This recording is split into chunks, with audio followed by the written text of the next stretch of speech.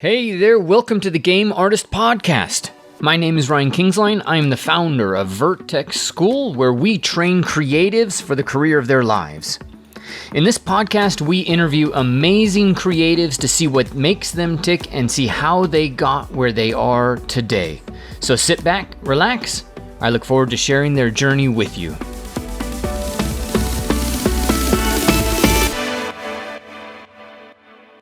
All right, guys. Thank you for those of you guys who are here live joining me. I have, in fact, do you want to head over to your art station? I have a Pierrick Picaut, Yeah. and you can see his art station. It's artstation/Pierrico, Pieriko, Yeah. here, and I'm really excited to have you in. You're building your own game. Is that what I heard? Yeah, more or less. So it's the project is called Noara, and it's not my own game, but we are a small independent studio, and we've been working on this one for 3 years. It was currently started by my colleague Jeremy Filali, which is the CEO, and he currently has written a first book about the lore or the background of Noara, if you will. Mm-hmm. And so we are creating some kind of hybrid MOBA, a turn-based MOBA on this as an independent studio. And we are getting to a very important deadline for us at the end of March, where we'll be contacting a lot of editors that we have been in touch for a long time. So the project is becoming very serious for us now. So it's kind of my main job and has been my main job for 3 years now. For 3 years. Oh, wow, that's awesome. Yeah. And how long has it been in development? 3 years and 2 months, I guess. So they have started like in September 2016, I believe, and I was first contacted in November, and I started in January of 2017, I think. Hmm. Basically, the CEO was absolutely not in the game industry, but he was a former pro gamer at the time of StarCraft Brood War. Okay, so it wasn't a time where pro gaming was something as serious and as I don't know how to say it, but where you can make a living of it. Okay, he was getting a bit of money, some free computers and stuff, but it wasn't as serious as it is now. So Mm-hmm. he has a good understanding of gaming and especially of competitive gaming. And aside from this, he has been written or working onto his novels and the story behind Noara. So he has like in plan for making maybe 7 or 8 books, something like this. Mm-hmm. We have planned for comics, for a lot of stuff. So the game is the first part of, let's say, mass media project that we are doing at Atypic Studio. And the game is somehow the window or the first project that we hope will make this new world well known and appreciated. Let's hope. That's So a yeah, pretty big first open, right? I mean, yeah, game is a pretty serious thing to start with. yeah. You have this actually in Unity, I think, right? And man, Yeah, absolutely. Yeah. hasn't there been a ton of changes since you guys started? Oh, yeah. How has Crazy, that crazy. affected you guys? So, to be honest, since I wasn't into the game industry prior to get into this company, Mm-hmm. I was quite disturbed about the fact that we have changed like every 4 months. We have changed the environment, Mm-hmm. some of the rules of the game, the way the character behaves. So it will impact the animations, the FX and stuff like this. FX, sorry. And I just saw the story of Fortnite, I believe. And the thing is that they have faced the same problem. So I feel like it's a recurring problem in the gaming industry is Mm-hmm. that you're prototyping like every 3 months, you're changing the way you think. And even I do believe that even with seasoned game designers, unless you do a prototype where you can put your hands on and start playing, you will never know how it feels. And during the last Blender conference, there was a guy from Ubisoft, so a pretty big studio, Mm-hmm. and he was trying to introduce Blender to the Ubisoft company, and Ubisoft is now a big partner of Blender development. Mm-hmm. And he was explaining that one part of the Ubisoft department is to make like every 2 weeks they create some kind of game prototype with a lot of different style of game. Not only the big titles we know from Ubisoft, but they are just creating prototype and prototype and prototype until they found a good gameplay or a good game design. Mm-hmm. So we had the story, we had all the background, all the Noara stuff. We knew what we wanted to do regarding the kind of game. So it's some kind of turn-based MOBA, okay, a Mm-hmm. tactical MOBA. But then when you make the first instance of the game, the map was very big, so uh, it take a lot of time to face the opponent, for example. So it was boring. But since we weren't prototyping the map, we were really like creating the map while the other ones were developing the game system, etc. We did a lot of. I think I've made like 5 or 6 maps, and I wasn't the original environment artist. So the big concern about this is that your quality level will increase in time. If you have ever seen what we had 3 years ago, I mean visually, at least at my side, but also in terms of gameplay for sure, it was like, I don't know, it was really bad compared to what we have now. So the main issue for me when you change a lot of things in a game is to keep the level of quality consistent. Mm-hmm. And it's almost impossible within a small team, especially when you're working like me as a generalist. As you may see just in my portfolio, I've trashed a lot of things that I've just got rid in my portfolio, but I've evolved a lot through those 3 years in game art. So what I've done like 2 years ago or even 6 months ago, I feel like it's not at the right level for the game. Mm. And this is hard to keep this mindset where you have to say, okay, it doesn't matter. We keep it at this level of quality and we need to finish the game and finish the prototype. So that's one of the main issue. The second issue is financial for sure, because making a game costs a lot of money. Mm-hmm. So I won't talk about specific numbers, but living in France, I think the wage is kind of the same as in the US. So you have to get out quite a few thousand euros per month just to pay. We are like 10 people in production now. Mm-hmm. So it's not a very small team. That's a decent team. And so this money just came from investors and people like this. We are not selling anything at the time being, and you have to be on shows, and everything costs a lot in this regard. So that's the second issue for sure. So for me, yeah, being consistent in quality while you are evolving as a small team, and the financial part for sure is also really concerning. Mm.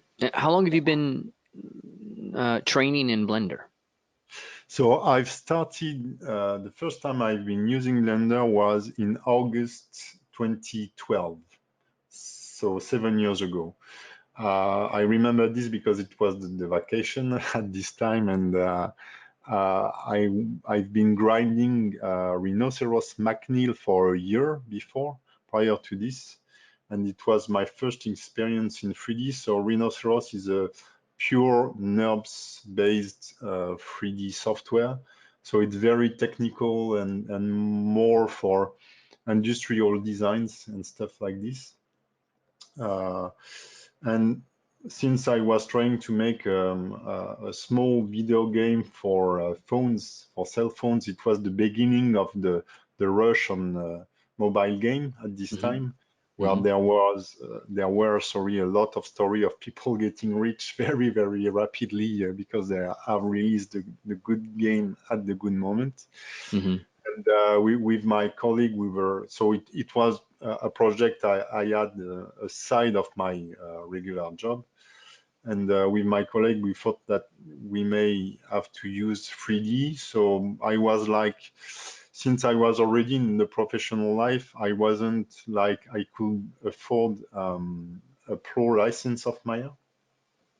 And I didn't want it to crack software because since when I'm not saying that's a good thing to do, but when I was young, it was like super regular, and even Adobe was aware of this, but they knew that when you are a student at this time, or when I was 15, and I had an unofficial copy of Photoshop, they knew that afterward I would buy it. So that's why they were not looking after this kind of thing. But when you start to make money with the softwares, I do believe you change your mindset, and you know what it costs to create a software, and you know what it costs to run a company. So I didn't want to pay because I couldn't pay such a software. So Yeah. I just took Blender this way because it was free. I wasn't into the open source philosophy and all this kind of stuff at the beginning.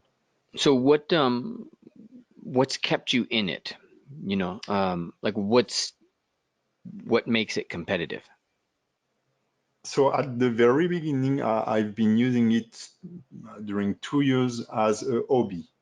So I was training like super hardcore because at this time I was production responsible into another company that wasn't 3D related at all. And I was working like 50 to 60 hours a week. And then I was training, I think, 30 to 40 hours a week on Blender because I was fascinating. When I was like 15, for me, 3D was something that was for some kind of elite. It was something that was for superior people, let's say.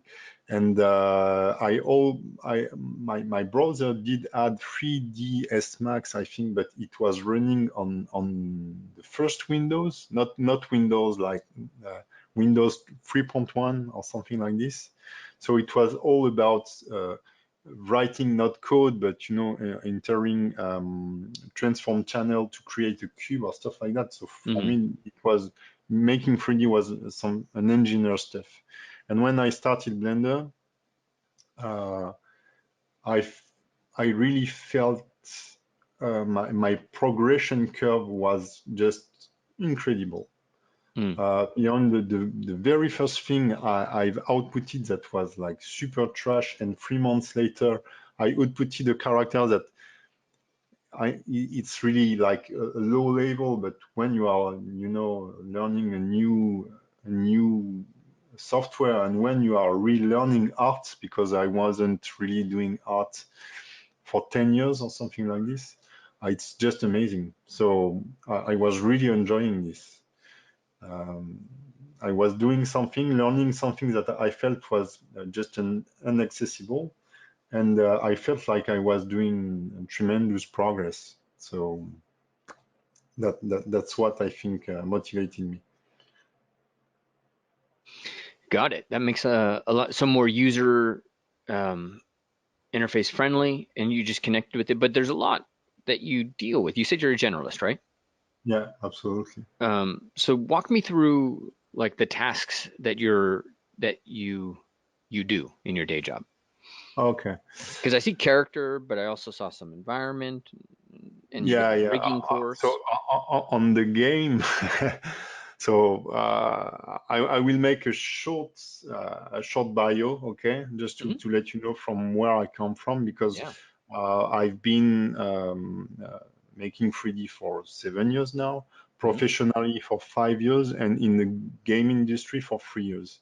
Okay. So, but prior to this, when I was a kid, I was like drawing every day. I loved it. I had the first computer. I was 7. It was the time where we have 4-color screen, and I've played the very first Warcraft, and then Warcraft 2, etc. I'm a big Blizzard fan, and when I was 12 years old, I was redrawing all the drawings from the Warcraft universe, that you can find in the game leaflet, because at the time you had a little book with the CD of the game, etc. And then I did some more editorial and I don't know how to say it in English, but graphism and stuff like this, studies, when you do logos for companies, Hmm. websites. Graphic design. Yeah, absolutely. Graphic design. Thank you. Studies, and then a few years of specialization. But the school at this time, so in France, the school was free. So it's not like in the US, for example, where Hmm. when you go to the university, you have to work like super hard at your side. It's a bit easier, let's say. You can fail. I mean, it's easier to fail at our side. It's not that bad if you lose a year of university. So, but I was with my friend, and we were doing like drawing, street art, like every day. Like we were spending maybe 4 hours at school, and then we were like working until 5 in the morning, uh, like drawing and doing a lot of stuff. So we have made a magazine and stuff like this, and now those friends are pretty well known in the street arts thing, because they have continued into this, while I was more looking for a more classical professional life. So I ended up into a printing factory, doing some more that's pre-printing work. So it was more technical. And then I got into the goodies industry, working into a company that was producing flash drives where you could put your logo onto it. So something really far from the game industry.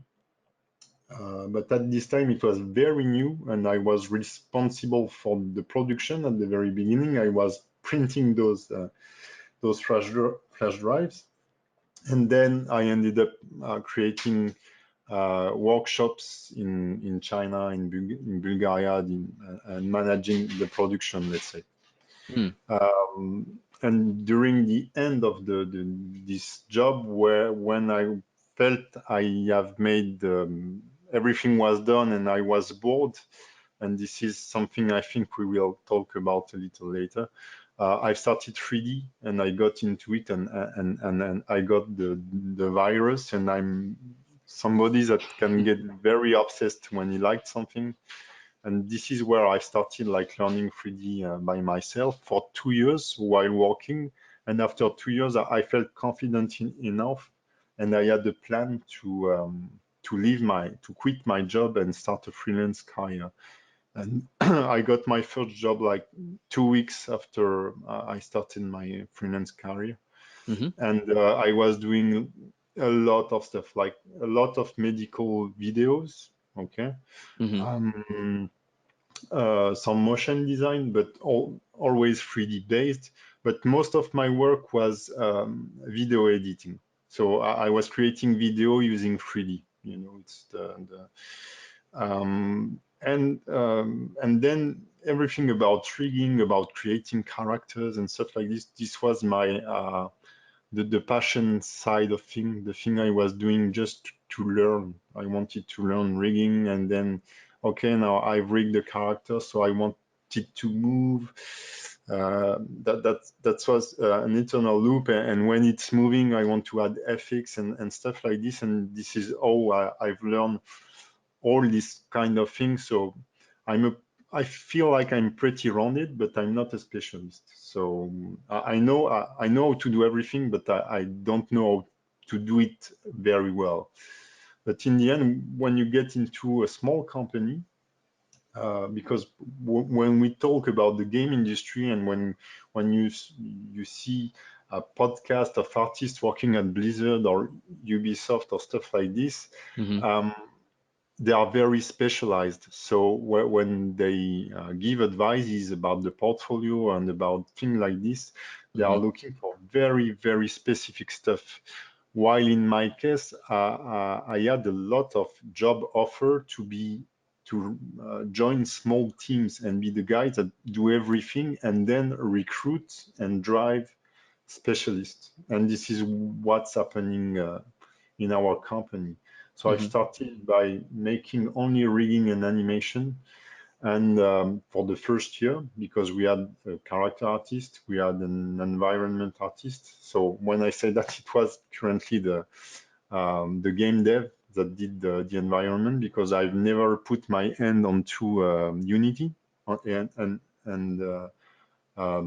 never put my hand on any game engine at this time. So I had to learn Unity, but I knew the process. I knew what is a normal map, how to optimize the mesh, etc. So I had a good technical background, but never do it for this specific task, Hmm. let's say. And through the years, we had some issues with some people, or just we didn't have any financial strength to hire specialized people. So I've done all the environment, all the FXs, all the animation, some of the characters of the game. So I think like 3 months ago, I could tell you that everything that you see in the game, I've done it, more or less, visually wise, I mean. Wow. While now we have a junior that is making characters, we have a UI designer, we are UI designer, sorry. We are recruiting another character artist, and I'm looking for other animators to help me because I can't handle everything for sure. So. Well, let's jump into that then. What are you looking for in a character artist? So, first of all, the style should fit. I'm not Right. saying that it must fit, but it should fit. So the first thing I'm looking for is something I like. Beyond the pure technical part of things or the experience, Hmm. when I browse ArtStation, so the first thing is that I look on ArtStation. I mean, 95% of the people I find are on ArtStation. For Okay. animators, it's a bit more complicated because you need to see things moving, and in ArtStation, it's not ideal. I use a lot Twitter, for example, for animation. But it's ArtStation, and I just browse my feed, and whenever I see something I feel appealing and that could fit our style, I just, I don't know how to say it, but put it in a collection. And when we need, and get it in touch with the artist, even if I don't have a job to give him, I just get in touch with him, say, okay, I love your style. Would you be interested in working on our game, etc.? What is your daily rate, Hmm. etc.? So the first thing is the appeal and the style. And then when I get into the portfolio, we have been looking a lot for junior artists because, again, money-wise, it's very complicated. And what we are looking for is um, there could be some, and I do a lot because I'm not a specialist again, but there could be issues on the anatomy. There could be issues on the way he sculpts stones, Hmm. or his shader is not perfect. But you feel there is life in the character. There is a gesture. There is I don't know if we say that in English, but there is character into the character. Yeah. It drives something. And the small mistakes about, or even the big mistakes about anatomy or style, it doesn't matter because we can teach them how to fix this, or we can spend maybe little more time than with a senior artist for sure. But since we are a small team, we can afford this, spend a day face to face with the guy and explain him, you should do this way, we prefer this way. So that's the second thing. And so finding just those few details that there is something more spicy in his work, even if it's not like super accurate. There is a style and it's appealing. So yeah, I think appeal is the first thing. And the second one is the people themselves. The way, you know, when you have this kind of conversation as we have right now, if you were my customers and I was explaining you what I'm doing for you, and you are criticizing some part of thing, or you're not happy with what I've done, or you're happy with something, or you want to change something, you will see how the guy in front of you will react.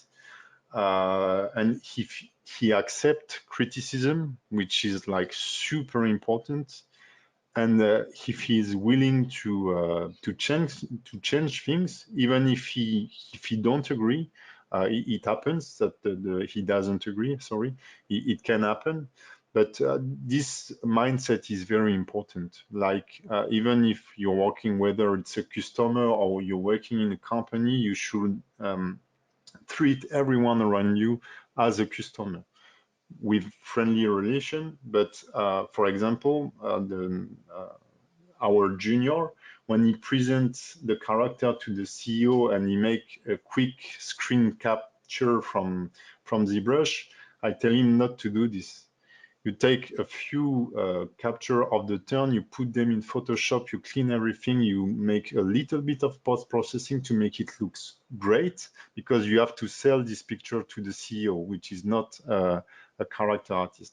So that's all those things, being flexible and not being too attached to your work and being open to criticism. And knowing that you're here to work for a company and for a product. And that's, even for me, that's very complicated. As we are recruiting people, I know I will have to give some of my babies to those guys. And you know what I mean, you know, Yeah. and that's, and you have to, so it's a bit painful in the beginning. And then the mindset is to say, if they do better than I would have done, then I'm happy. And if the guy is happy, I'm happy too. I think that's the good way of things. So yeah, your personality is very, very important. Your investment into the project also is very important. I kind of want to dive into one area there, because I find that, you know, like a big part, obviously I run a school, and I've been in education for like a decade at this point. Yeah, yeah, And and it's really important, you know, to me, that like education's really is just been my life mission. And so yeah, you know, right now I'm focused on jobs and jobs for artists. And so I understand the first part of that, which is, you said a couple of things. One, it's the, if it's whether or not you like the work and if it has character, and then it's the person themselves. But I yeah. kind of want to dive into what it means to like the work, and see if we can find some vocabulary to help somebody there. And especially here Okay. when we're dealing with kind of like stylized work like you're talking about. So um, Do you think I could share some of the people that we wanted to work with, just to show you what could have yeah, pushed me to this decision? So I yeah. will just open this in another window and put it aside. And I will, because there is one guy especially that I really wanted to work with, and he's a junior. Hmm. So I've discovered his work with a Twitter feed, and it was this.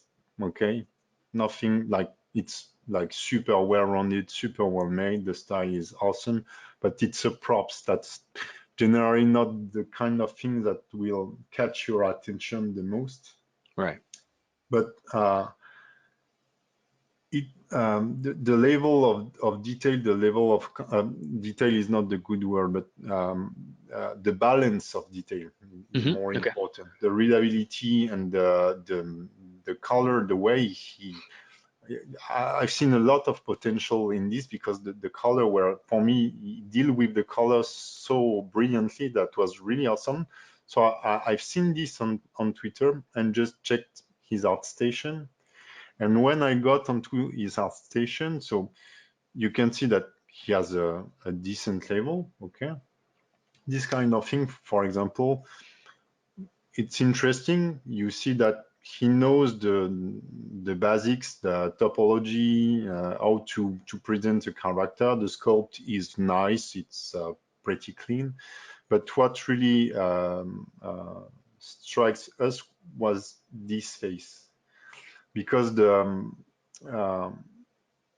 planes of the face and the way he stylized his character is something I'm struggling to get into. You know, it's something I have a hard time to get while it looks pretty simple, but for me it's something complicated. Mm-hmm. The balance into his work, the way he made the hair, the thing that it looks like super simple, and also I don't know, the curvature, the gesture into the eye, everything for me is like super well done. It's like super simple in the shapes, but it does work well. And for me, I'm a big fan of Overwatch style lately. Right. And the simplest the character, I feel like the more complex it is. It's like when you are making your first woman character, it's super painful. Making a big warrior, you know, with a lot of scars and a lot of exaggerated muscle. I mean, if the muscle is too big or something like that, that's very complicated. When you make a woman, everything is in subtlety. We say this Yep. like that. It's Okay. subtle. Yeah. And here, I think that's, even if it's a guy with a burn, that's pretty classical. There are very subtle things that makes it like super appealing. It does work, and when I see the sculpt here in the character, yeah, it has something. So it's very hard to put words on this, but It is. um, I felt like that ring a bell for me, you know. And then this was just telling me that the guy has the technical background, okay, because he know how to deal with colors, he know how to deal with substance pattern. Plus, he was using a specular setup, and we are using a specular setup, so it might sound very like I don't know, like not that important, but in the end, using whether a specular or a roughness setup, it's not really the same way of dealing with colors and stuff like this. So you have to do it quite a few times before you get good to it. So this was the piece that really motivated us to contact him. And this one was the piece that make me confident on his technical level with the sword, because the character is well rounded. It's the readability is good, so it fits a game where you see your character from afar. And for me, it fits a character in general, that you can have very noisy details, but if you have strong shapes that are really defined, that's the most important thing, I do believe. So I get that. So if that's, I was to, so a big part of this is the craft, and yeah, you know, and having a clear sense that they understand shape and yeah. shape language, and like Yeah, you, for me, yeah, especially for characters, that's super important. Um, and this is something you may have said like 1,000 times in your podcast to your student, etc. Silhouette, gesture, and all this kind of stuff. And even for me today, that's something that sometimes is a bit abstract. But when you get the click, you know, when you get the the things where you saw those shapes and they are working and you understand why they are working and why they were not working before.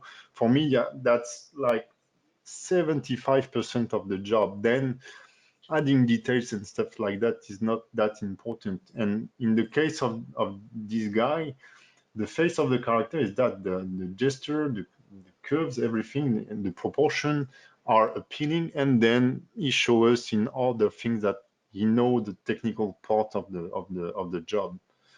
That for me is not that important at this stage. I mean, then the more we will get into game development, the less time we will have to teach people uh, to fit the game needs, how to make a good topology and stuff like this. And so we will ask for more experienced artists and just tell them, okay, we do the hands this way in our game because we have this budget in polygons and stuff like this. Mm-hmm. Right now, yeah, for junior character artists, for example, that's it. I want to have an appealing gesture and curve in the character. Is it important for them to have props as well as characters? Um, no, not really, not really. I do believe, and I that's a good level in anatomy and just a naked character with appeal and a good gesture is more important than an armored guy. If you are able to make a nice muscle flow that is appealing and that bring a lot of style, you know, like a big guy, a skinny guy, etc., that then adding shoulder pads and stuff like this is just like it's super easy for me. That there is making props. That's a good way to train how to sculpt materials, let's say, like Mm-hmm. stone, not this kind of stuff.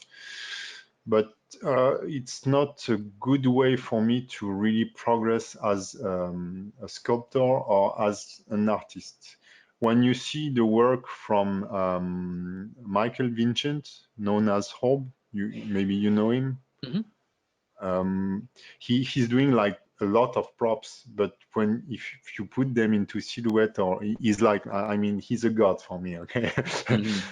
But when he's doing props, so you may say, okay, what I'm saying is stupid, but the his props are the main shapes are just amazing. And when he does a character statue, it could be a real character in the game that it will fit and it will look awesome. And then he has this level in making nice stone and nice metal and nice things that bring his asset and his props level to something that nobody reached. But I do believe that his strength is that he's a good sculptor in the end. So if he was like making an anatomy piece, I'm sure he will do something like super cool already. So and I do believe that since we rely a lot on characters, learning anatomy is something that is very important just to be able to sculpt anything else. Then whether it's a house, a car, a stone, because it's always the same rules. The proportion, a stone can be super boring or it can be super interesting. It really depends on the rhythm there is into what you are sculpting. So making purely props is not something that I'm looking for unless I'm looking for an environment artist. Mm-hmm. So in this case, yeah, I want to see a lot of props and I want to see how they are organized. So if I can see texture sheets, and if I can see how they combine them, how they composed a scene, for example, or a beauty corner with those elements. Yeah, Mm. that's important. Now, you talked a lot about sculpting, Yeah, and this is a debate that we have. I mean, I help build ZBrush, so I'm a yeah. strong believer in sculpting, and I love sculpting. But one of the things that I tell my teachers, that my students, sorry, is that it's not Like it's not the end of the road. Like that's just the beginning. There's a heck Yeah, of a yeah, lot more, absolutely. and so there's this, interplay between sculpting and texturing. And how important is the texturing slash material work for you? Uh, well, the it's the cherry on the cake. So it Okay. can ruin a character, but for me, honestly, 80% in our workflow. I mean, whenever you are doing the kind of character we are doing, I will just show you one of the character. Yeah. I will show it to you on the art session, so I have it here. So I didn't do the character. I just worked a bit on the stone. I reworked the stone. So it's from our junior character artist, so he's pretty skilled already. Hmm. And I will show you the sculpt now. Um, so, okay, just right now. Um, so here's the sculpt. So we create the normal map for sure, but we create the curvature, AO, etc. from those. And then we just bring colors and highlights on the elements that are important. As the character is seen from above, you need to highlight some of the parts.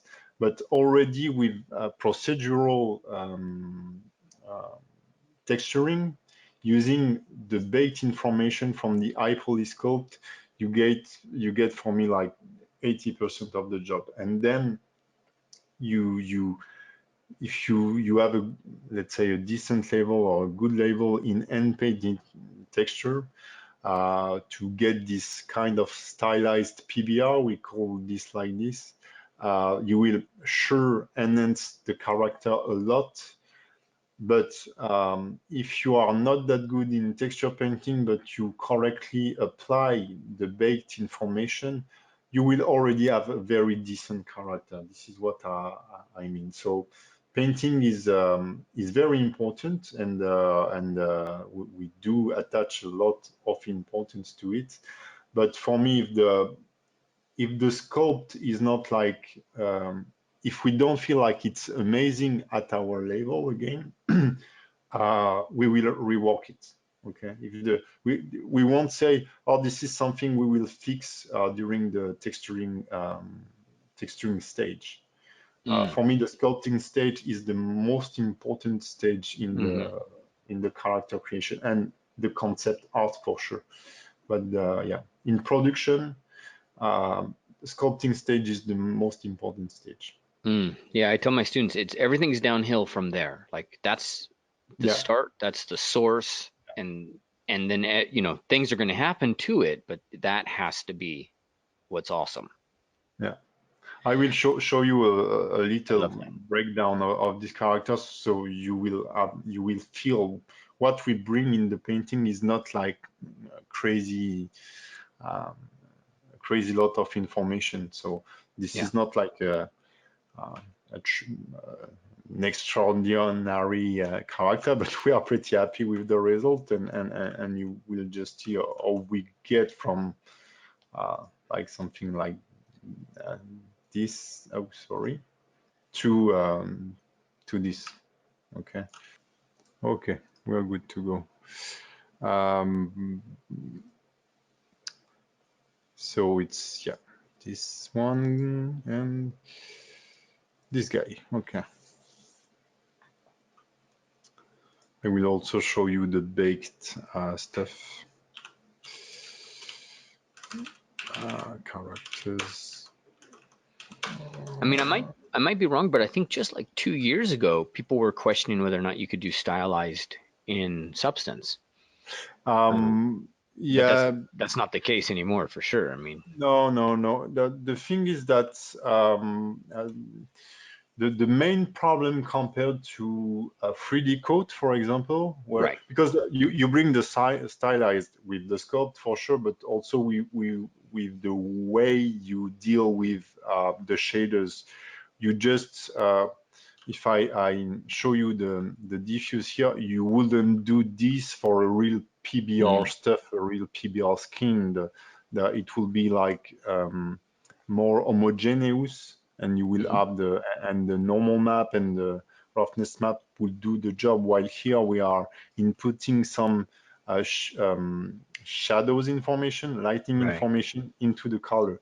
So this brings the little stylish stuff we are talking about.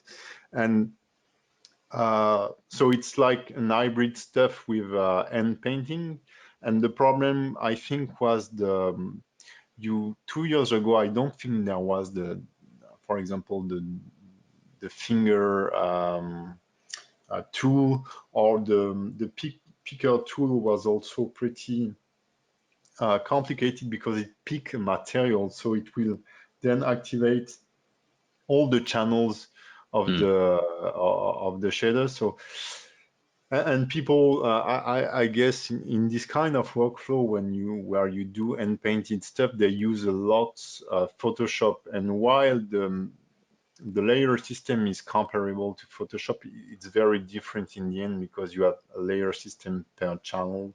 And Right. so it's while I feel like I haven't really tested 3D Coat, I've seen it like running, but I feel like it's very close from Photoshop 3D Coat. So Yeah. there is also this bias where people will say, yeah, it's not as good as 3D Coat, because we never really tried to make stylized stuff. So, and when you are used, I think, I do believe you may have the same kind of struggle. But when you are used to a workflow and it does work well and you make money with it, you don't want to try it into another software, or change things. So I was using Substance Painter for more PBR classical stuff, and then we started to use it as a stylized thing, because we were a lot into Blizzard style, like Heroes of the Storm. It's not like League of Legends where everything is unlit, so everything is in the color map. In Heroes of the Storm, they use normal map, they use specular, etc. So I was like, okay, I feel like they're not using unpainted stuff as in World of Warcraft, but there are also those glossiness and specularity information, and we just make some tests, and it does work. And just to finish with this, it's something I was doing with classical ray traced shading. You just cheat with the shading by adding curvature and stuff like this onto into your color map to make your character a little more appealing. So in the Giving end, it that ambient occlusion. yeah, absolutely. With a bit of color, it will just boost the shape of your character. How do you handle the specularity though here? Because that's to me is the big kind of unknown. Yeah, I will show you. So you have here it is, the specularity. So Hmm. it's pretty simple. I will Hmm. give you the big how to say the big concept we are using about Okay. specularity, and how I will use it for this art style, let's say. Yeah. So just to show you why I was telling you that I will just get rid of the equipment. I was telling you that sculpting is the most important thing, is that if I get rid of those end painting information, okay, you see that the base color here Hmm. is based on baked information, and I will open it in Photoshop later on. So we are using, to create this map, we are using the ambient occlusion, a curvature map that is generated from the normal map, and the directional normal map. Okay. Okay. And you comp Um, these in Photoshop or in? yeah, I comp this in Photoshop, and then I just use a gradient filter. Yeah, I love So that it's choice. like Yeah. gradient fusion in Photoshop, Hmm. and we do this for all the different part of the character. You see the rope here, Okay. it's I the get it. same thing. And then we just bring a bit of color, but honestly, it's quite, while it's important, it's pretty ridiculous what we are doing. So I will ignore this for the time being because it's for the fur. This is for the glow. Okay, the scars, so you can see them here. We're just changing the lighting. So then you have those were tests. Dark skin, so I'm inputting a bit of reddish color to increase the shapes that will be read from afar. Okay. Yep. And we input reddish for the subsurface scattering effect. So it's skin, so you want to put red into your color. That's then those dark spots are just for the nipples and the fingers. A bit of subsurface scattering, so it's very subtle here. Okay. And a bit of highlights. Okay. And is So the highlight, how is that being applied? Is it the same? Is it the everything map? is painted using masks. Okay. So And, we always use a fill color layer so yeah. that I can tweak the color later on. And Yeah. let's say we are creating a new skin for this character and he will be blue. I then just have to play with those, with the gradients and those colors here. Okay. Are So you that's, painting that mask? yeah. Okay, so you're not pulling the curvature map in. You're actually No, painting that. not there, not there. So I have more, I have a more advanced character using this technique with more specific details, but I can't share it with you because we will communicate on it on next week or something like this.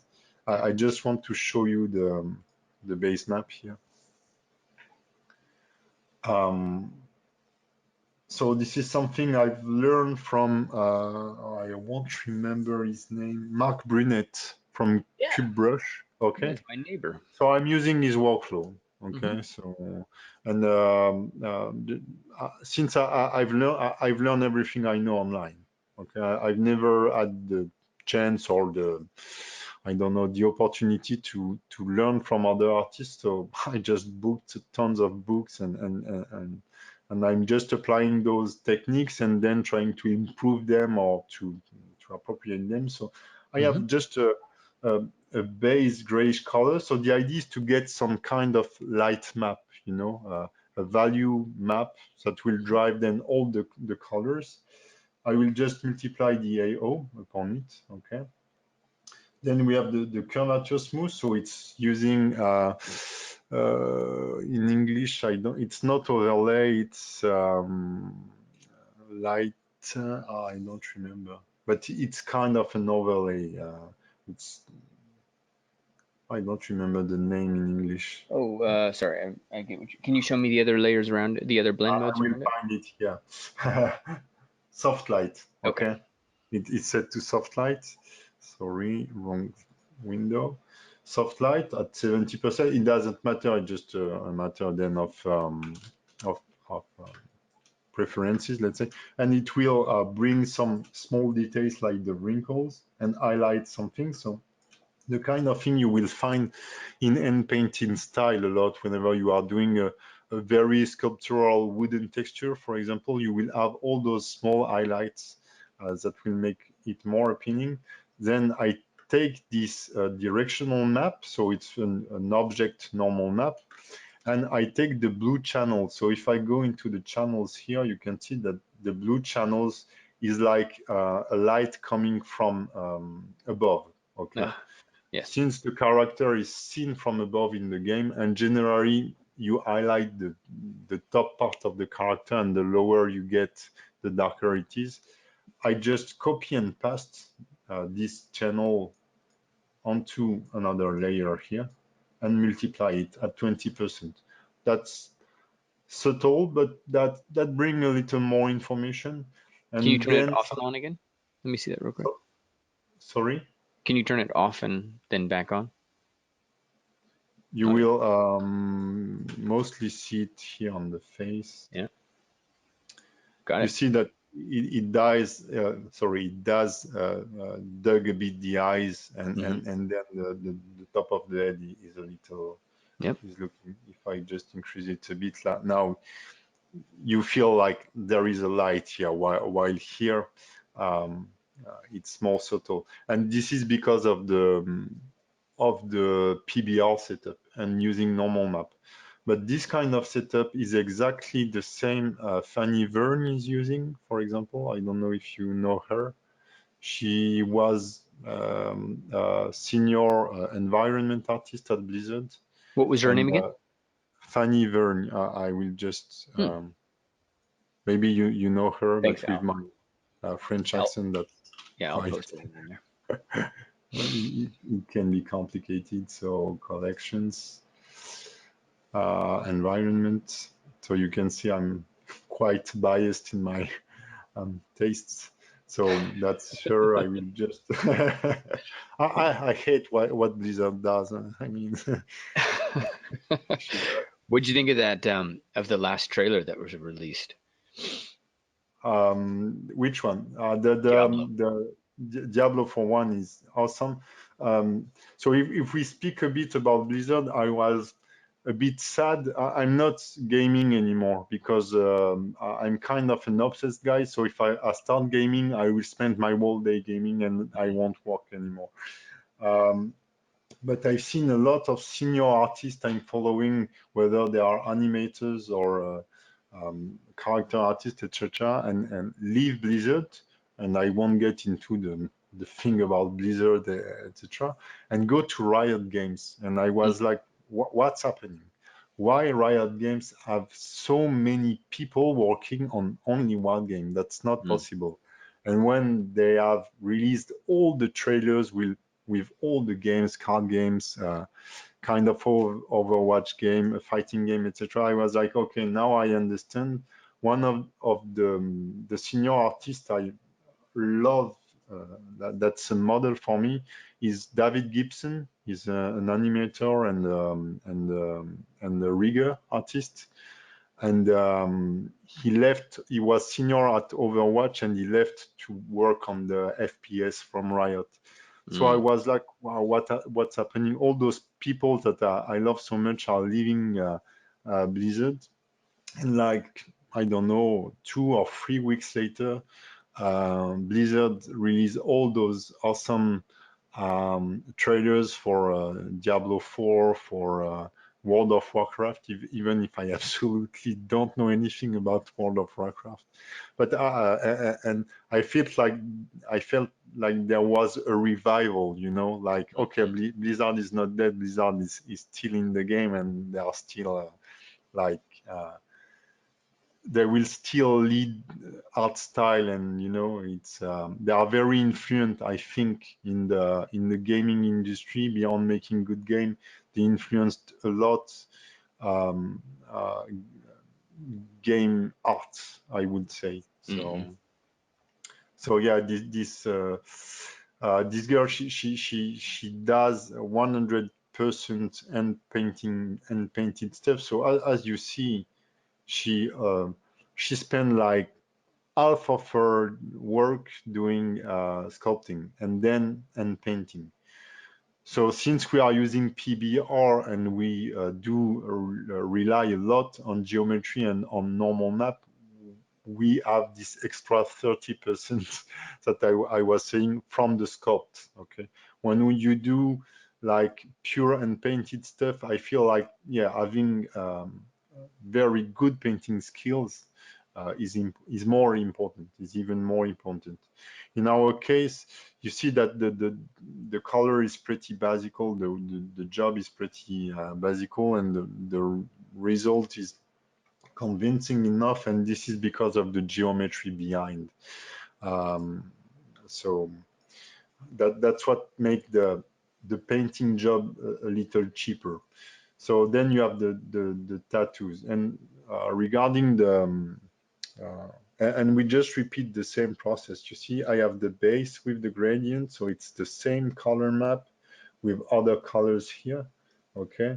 And if I was to do it in Photoshop, I will just add, so I don't know how to say it in English, I'm sorry, but It's all good. this gradient transfer here. Mm-hmm. And then I will just input some skin color tone. So he's supposed to be a black guy.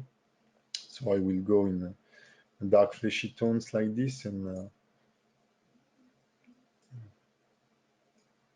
do it this way to get my base color, and that's it. And then I would paint upon it. Okay.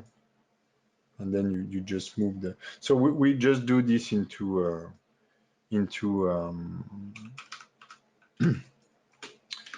Substance using mask. So in the end, I spend my life painting mask in Substance Painter, tweaking colors and painting masks. Then regarding the specularity, so maybe you know it, maybe you don't. So I will just talk about the principle. So here you can see it's the basic specularity in Substance Painter. Yes. So the glossiness is like the roughness value of the surface. So it's the way it reflects light, whether it's a very dull or like mirror sharp. This is the glossiness, and it's a black and white mask. And the specularity is the color of the reflection and their intensity. So the color will be in the color channel, and the intensity in the value of the color. So when I do stylized stuff like that, sorry, this is kind of wrong. So here it's hard to see because it's almost black, so it must be black at your side. But I always put a bit of color into the specular map. And this is wrong because when you study metallic material and dielectric materials won't affect the color of the light that is bouncing on them, okay? So that's a wrong way to do things. But the fact that we input a bit of color into the specular map, it will make the characters slightly more saturated. You won't have this washed color that you will get if you were into a super realistic approach of the specular map. If that makes sense. So what I generally do is that I use a generating noise because most of the textures, and what I mean by texture is the fact that it looks noisy, grainy, like stone, is through the specular map and the glossy map, and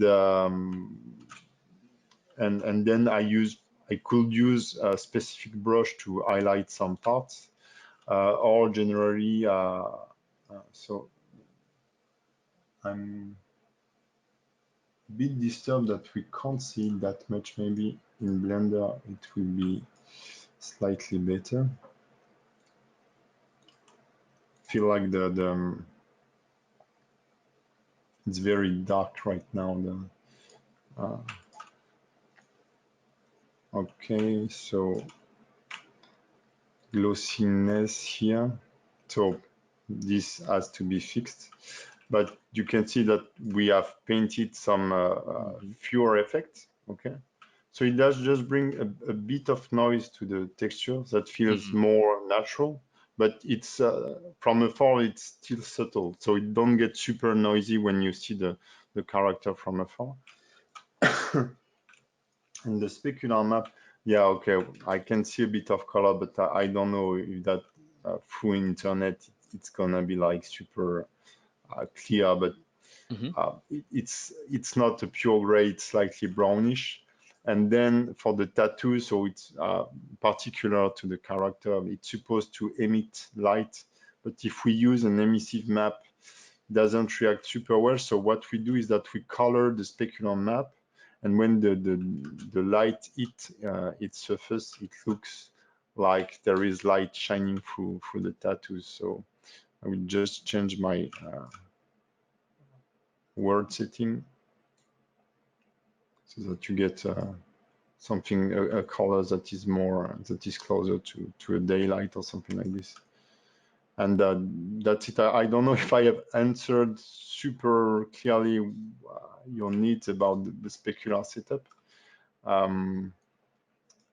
If you have any question about specularity or any specific needs.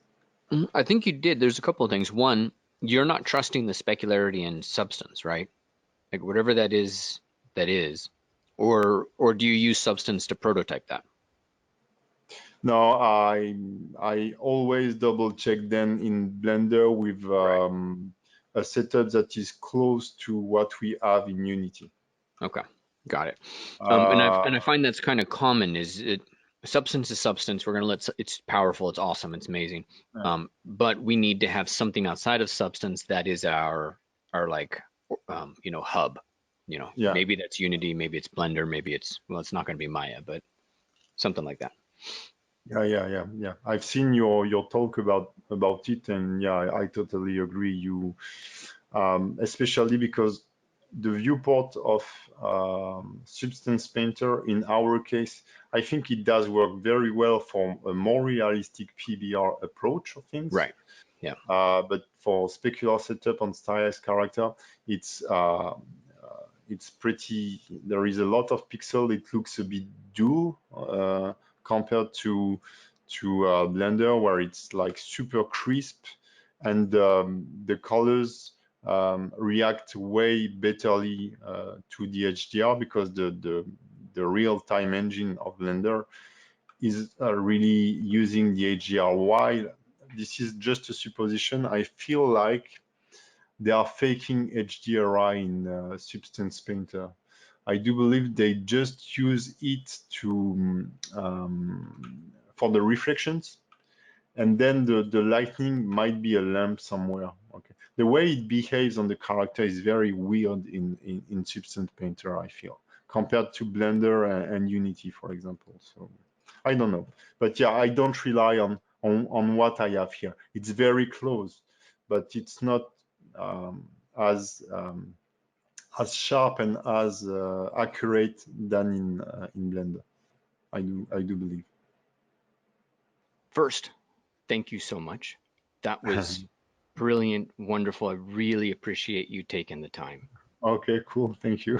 That is really nice. And I think it's a big area that well, the creation of stylized work, this is a hard thing to get figured out. Yeah. And it's a something that I think a lot of people really appreciate the craft of this. And realistic stuff is documented so well. Marmoset does a great job of documenting that, but stylized not so much. So thank you. Now, if you are down for it, it would be great to get your eyes on some student work. And Yeah, I know sure. we've taken up a lot of your time, so I don't want to No, impose too much. that's fine. That's fine. Okay. So I think Sushan, did you have something you wanted to share? And we can switch over to where we're looking at my screen. But who's got work that they want to share? And if you do, you send me the link. And I will switch over so that we are looking at my screen. Let me make sure that nothing's going to get me in trouble. Yeah. Here we go. All right, let me know when you guys can see my screen. Yeah, best if you get me a link, but I will look. It just popped. There we go. Okay, so this is Sushan's work right here. And this image is a little blurry. Yeah, but I think. You see it? Yeah. That's pretty fine. That's very impressive. I don't think I will be able to do this kind of thing. In the end, it wouldn't fit the the kind of thing I like to do, or I would work into. The only thing I would say at my level, because I'm not able to criticize anything anatomy-wise, or I feel like the face is a bit off compared to the body. The body is like super realistic. There is a lot of work in the equipment, etc. While the face and the hairs are a bit stylized and in a good way. I've seen some of the close-up of the face on the Sundays just before, and they look very appealing. So for me, there is just this little gap whether you should stylize a bit more the whole body or stylize a bit less the face. Maybe it's very subtle proportion editing, and I do believe it's the hair editing that is the most popping out. It's like super well done, but it does not fit, for example, the clothes. For me, the clothes are like ultra realistic, while the hair, when you see the mustache, the beard, and the hair, they look very handmade, very well done, but very handmade. While I'm more into some kind of, I don't know, modern warfare type of character, very Naughty Dog or Ubisoft character, you know. Cool. That's great. And that's something we're going back and forth on. But now, along those lines, well, I think we can leave it there. So any questions, Susan? Go ahead and ask. Let me head over to Al. Al, it really helps me if you have a link, because otherwise I'm all over Google. Al, thank you. That makes my life easier. And I want to look there, but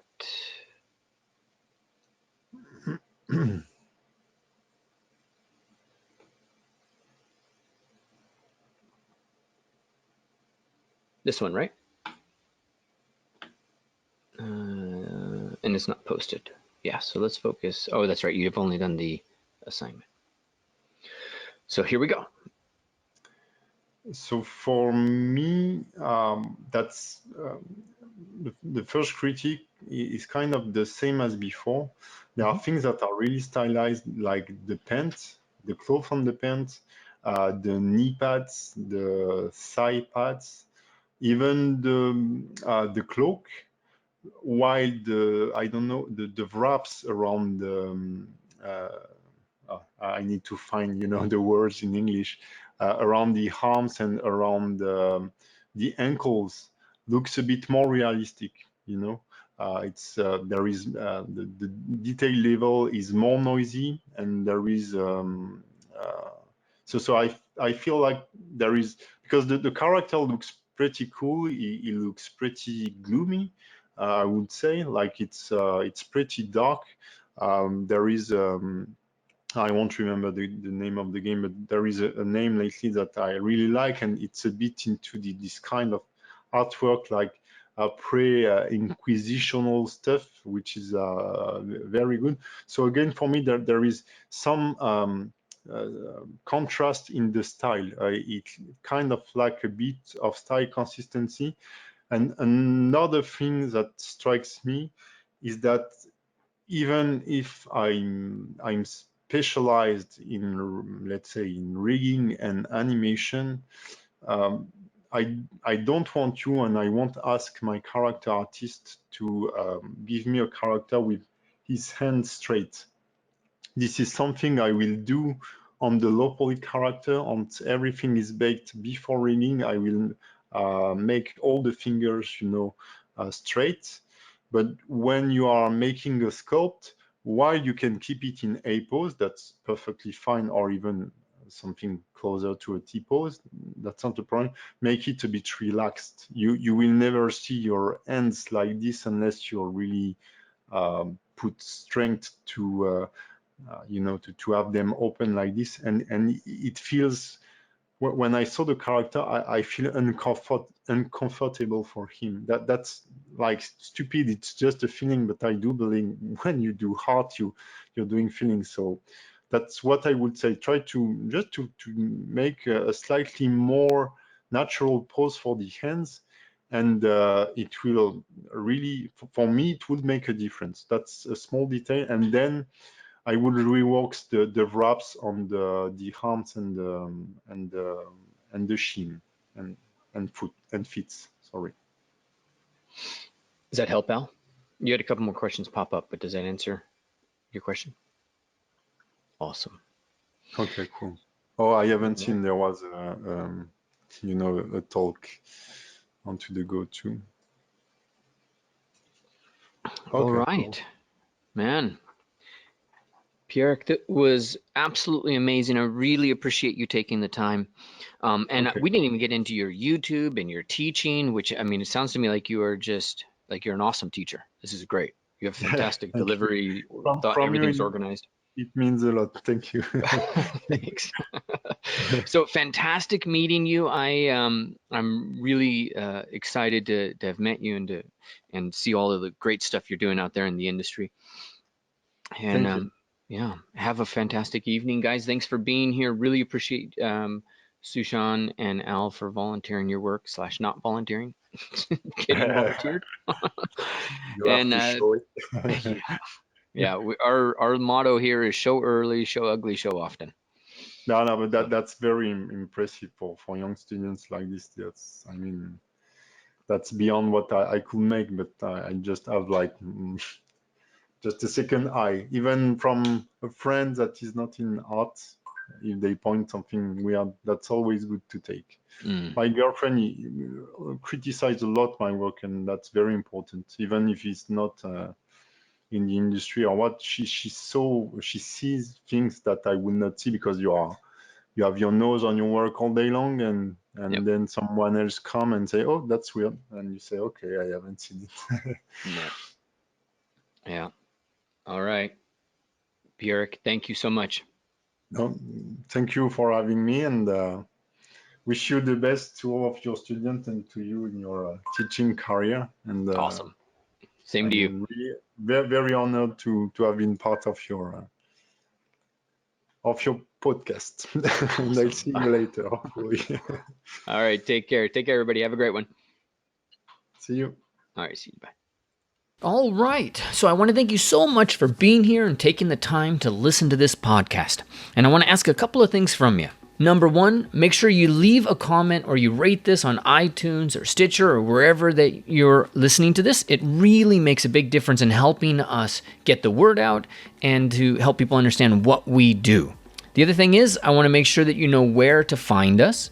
Head over to www.vertexschool.com to learn about all the programs that we have for creatives. Our job at Vertex School is to teach you new skills in creative tech and help you get a job that matters to you. We lock in on the specific skills and triggers that people are looking for in the industry and what you need to do to prove that you can do this job.